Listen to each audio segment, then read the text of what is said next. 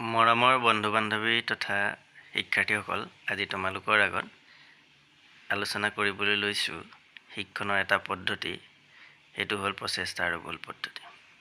আমি জানো শিক্ষণৰ বিভিন্ন পদ্ধতি আছে। এই পদ্ধতিসমূহৰ ভিতৰত প্ৰধান পদ্ধতিকেইটা হ'ল প্ৰচেষ্টা আৰু ভুল পদ্ধতি, অন্তৰ্দৰ্শন পদ্ধতি আৰু অনুবন্ধন পদ্ধতি। আজি আমি তোমালোকৰ লগত আলোচনা কৰিবলৈ লৈছোঁ শিক্ষণৰ প্ৰথমটো পদ্ধতি, যাক কোৱা হয় প্ৰচেষ্টা আৰু ভুল পদ্ধতি।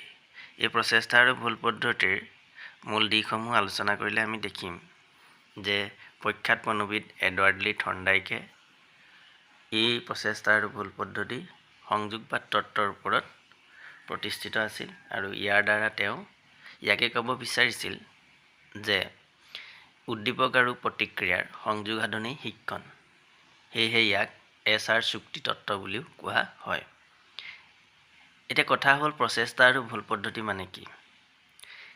ইয়াৰ উত্তৰত আমি ক'ব পাৰোঁ, আমি যেতিয়া কোনো এটা নতুন কথা শিকিবলৈ চেষ্টা কৰোঁ, প্ৰাৰম্ভিক পৰ্যায়ত ভুলৰ সংখ্যা বেছি হয়, কিন্তু প্ৰচেষ্টা আৰু পুনৰাবৃত্তি কৰিলে ভুলৰ সংখ্যা কমি আহে। শেষত ভুল নোহোৱা হয় আৰু শিক্ষণ সংগঠিত হয়।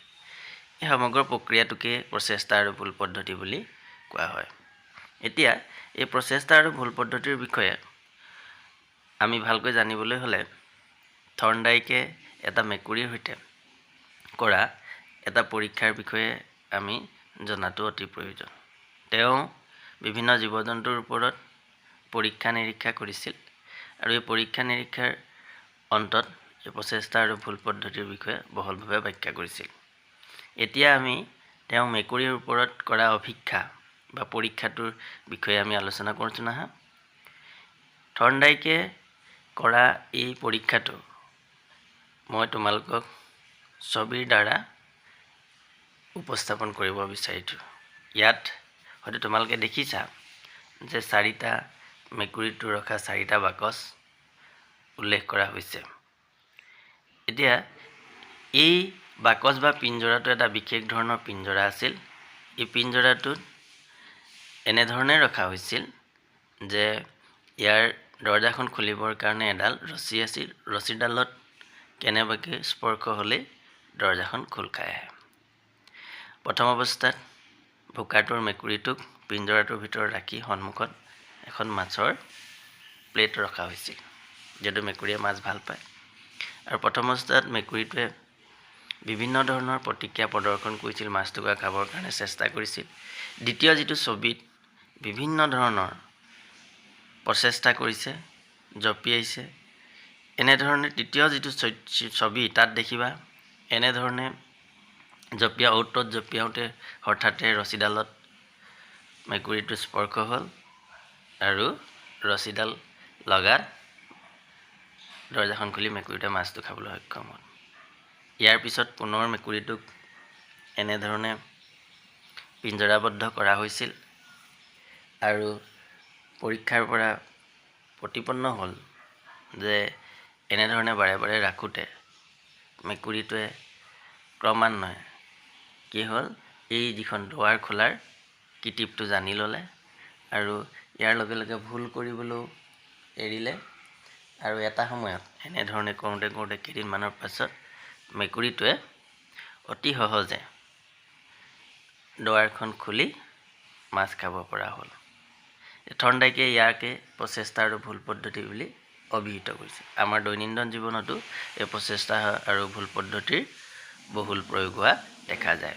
এতিয়া আমি জানি লওঁ আহাচোন, এই প্ৰচেষ্টা আৰু ভুল পদ্ধতিৰ যিটো পৰীক্ষা, এই পৰীক্ষাটোৰ তোমালোকৰ আমি সম্পূৰ্ণৰূপে লিখিত ৰূপত অৱগত কৰিছোঁ।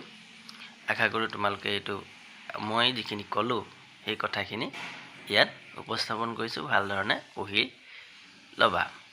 এতিয়া আমি এটা কথা জানি লওঁ যে এই প্ৰচেষ্টা আৰু ভুল পদ্ধতিৰ প্ৰধান বৈশিষ্ট্যসমূহনো কি কি? আমি যদি এই প্ৰচেষ্টা আৰু ভুল পদ্ধতিৰ প্ৰধান বৈশিষ্ট্যসমূহৰ বিষয়ে আলোচনা কৰোঁ, তেতিয়াহ'লে আমি দেখিম যে প্ৰচেষ্টা আৰু ভুল পদ্ধতিৰ এটা প্ৰধান বৈশিষ্ট্যই হৈছে ক্ৰমাগত প্ৰক্ৰিয়া, অৰ্থাৎ শিক্ষণক ক্ৰমাগত প্ৰক্ৰিয়া বুলি অভিহিত কৰিছে। দ্বিতীয়তে এই পদ্ধতিৰ মূল কথাটোৱে হৈছে প্ৰচেষ্টা বা পুনৰাবৃত্তি। তৃতীয়তে, প্ৰাৰম্ভিক পৰ্যায়ত ভুলৰ সংখ্যা আৰু সময়ৰ পৰিমাণ অধিক হ'লেও পৰৱৰ্তী পৰ্যায়ত সময় আৰু ভুলৰ সংখ্যা কমিবলৈ ধৰে। চতুৰ্থতে, এই পদ্ধতিত শুদ্ধ প্ৰচেষ্টাৰ উদ্দেশ্যে ভুল প্ৰচেষ্টাসমূহ ত্যাগ কৰা হয়। পঞ্চমতে, ইয়াক অন্ধ যান্ত্ৰিক শিক্ষণ পদ্ধতি বুলি কোৱা হয়। মানে ইয়াত বৌদ্ধিক দিশৰ বিশেষ প্ৰয়োগ নহয়, প্ৰচেষ্টাৰহে প্ৰয়োগ হয়। ঠিক তেনেধৰণে এই পদ্ধতিৰ কেৱল মানুহৰ ক্ষেত্ৰতে নহয়, জন্তুৰ ক্ষেত্ৰতো প্ৰযোজ্য হয়। মানুহে খোজকঢ়া, হাতৰ আখৰ লিখা, সাঁতোৰ, চাইকেল শিকা এই সকলোবিলাক কাৰ্য আমি প্ৰচেষ্টা আৰু ভুল পদ্ধতিৰ দ্বাৰা কৰোঁ। ঠিক তেনেধৰণে জীৱ-জন্তুবিলাককো যেনে স্নিফাৰ ডগ বা হাতী শিকোৱা যিটো পদ্ধতি, এই পদ্ধতিসমূহো এই প্ৰচেষ্টা আৰু ভুল পদ্ধতিৰ দ্বাৰা হয়। যেই নহওক, আমি এই প্ৰচেষ্টা আৰু ভুল পদ্ধতিৰ বিভিন্ন বৈশিষ্ট্যবিলাকৰ বিষয়ে তোমালোকৰ আগত অৱগত কৰিলোঁ। এতিয়া আমি এই প্ৰচেষ্টা আৰু ভুল পদ্ধতিৰ শৈক্ষিক দিশতনো বা শৈক্ষিক মূল্যনো কি, আমি সেই বিষয়ে আলোচনা কৰোঁচোন আহা।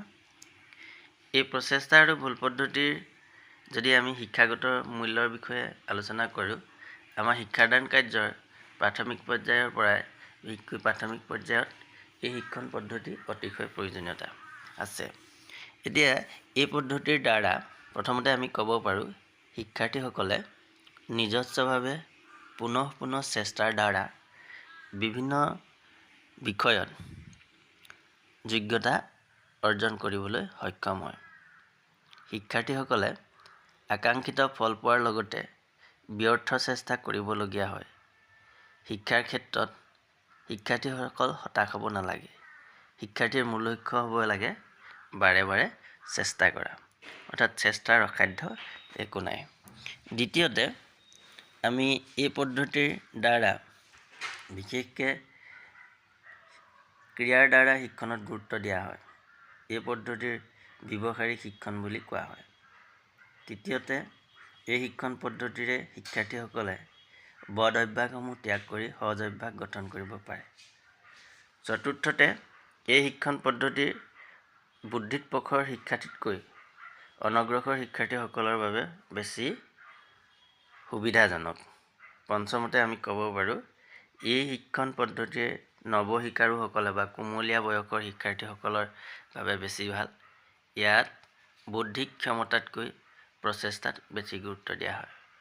এনেধৰণে আজি আমি তোমালোকৰ লগত সামগ্ৰিকভাৱে প্ৰচেষ্টা আৰু ভুল পদ্ধতিৰ সকলোবিলাক দিশৰ বিষয়ে আলোচনা কৰিলোঁ।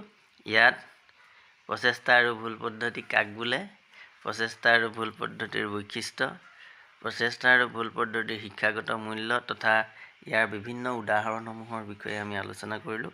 আশা কৰোঁ এই ভিডিঅ'টোৰ দ্বাৰা তোমালোকে প্ৰচেষ্টা আৰু ভুল পদ্ধতিৰ বিষয়ে এটা সুস্থ ধাৰণা ল'ব পাৰিবা। সকলোৱে এই ভিডিঅ'টো চোৱাৰ বাবে মই তোমালোকক ধন্যবাদ জ্ঞাপন কৰিছোঁ। আৰু শেষত এটা কথা কওঁ, এই ভিডিঅ'টো যদি তোমালোকে ভাল পাইছা, লাইক, শ্বেয়াৰ আৰু কমেণ্ট কৰিবলৈ নাপাহৰিবা। ধন্যবাদ।